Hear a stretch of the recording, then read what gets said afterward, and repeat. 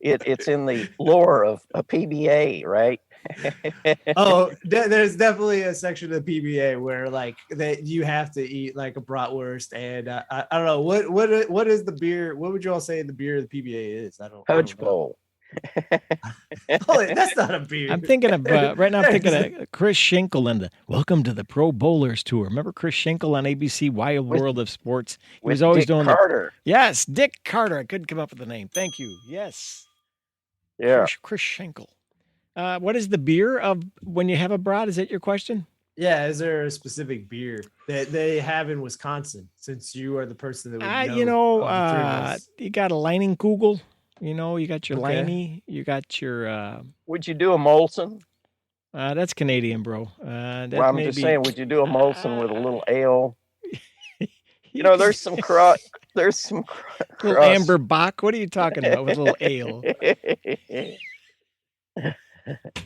There's a crossover beer. What were you gonna say? little cross pollination Oh. across the international boundary lines. You know. There's a beer I like up there called the Point Special from Stevens Point, Wisconsin. It's pretty good. You might like that one. It's light. It's airy. It's got a nice little bouquet to it. And just a tease for farther down in the show, Yeah, this week Fish has he's going to be highlighting a beer. We'll get to that. Oh wow, a teaser cross coming Oh, up next. yeah. Fish. Oh, Hey, we're deep getting tease. we are.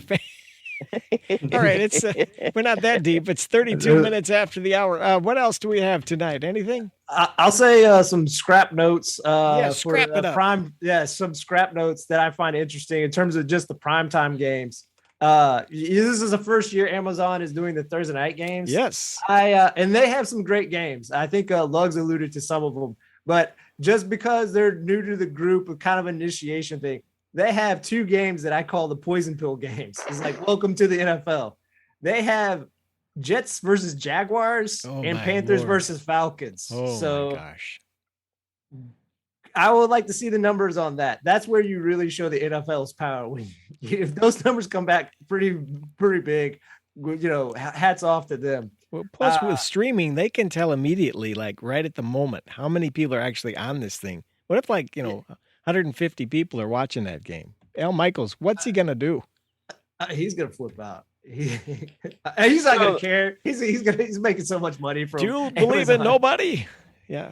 But there are going to be a lot of lots of bars are going to cover those games. They will get some viewership. Yeah. I was also going to say the Pats with their 5 games, the thing that I find fascinating, of their 5, 4 of them are back to back to back to back. They play the Vikings, the Bills, the Cards, and the Raiders weeks 12 through 15. Oh my gosh. I can't even think of and then Broncos, 4 of their primetime games are in the first 6 weeks.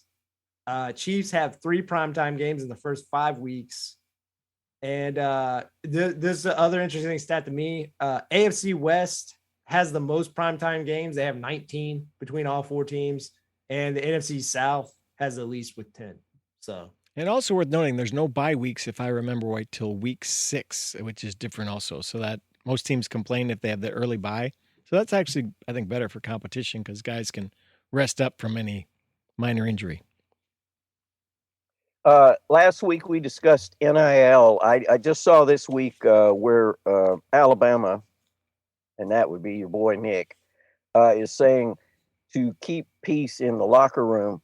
What they will do is they will create an NIL pool, and each player will get their share of that. It will be divided equally. One guy will not get $1 million. Now, he's going against what he said last year with Bryce, the quarterback, who he said, was already inking 6-figure deals. But I think, you got a guy in the room making $1 million and you're over here slamming your heart out. And the best you can do is get a little per diem money to get a pizza at Bambino Pizza. Bambino. By the way, if you're ever in Tuscaloosa, go to Bambino Pizza. The football players, the football team works there. So when they fix you a pizza, they fix it like they're going to eat it. It's ridiculous how much stuff goes on a pizza there. Did they That's pay the for that? promo. Did they pay for that sponsorship, dog? Right there. They did not. Okay. He's dropped it before, so I think he's at least got you at least have a percentage. Don't we'll you? get our sales team to give him a Bama call. Bino. I Bama get extra mushroom on my veggie pizza. Oh wait, That's all Lugs has an NIL deal. Why didn't I think about that from Bama Bino? That's what. Yeah, baby. Yeah, been holding out on us there. My last note is Yes.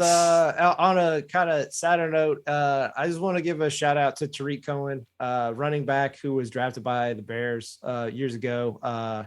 He had a great piece in the Players Tribune about just all the trials and tribulations that he has gone through, his brothers have gone through, and his mother has gone through. And I know he worked so hard coming back from a torn ACL, I believe LCL, and I forget what other injury. And just recently, I think this week, he was on an Instagram workout that he was streaming, and he tore his Achilles. So Tariq, get better. Hopefully you're able to recover and make a second act of your NFL career. Wow, that's something. Really lightning type player too. He will be missed this year. Okay, is that it today? Yes. All right. Yes. Thanks for listening to Sports and Other Stuff, brought to you in part by this week by Burt Wyman Motors, your TV car man. We know, say no. Home of the buy here, pay here deal. In fact, buy a car there, get a check, and it'll be signed by our man, Fish.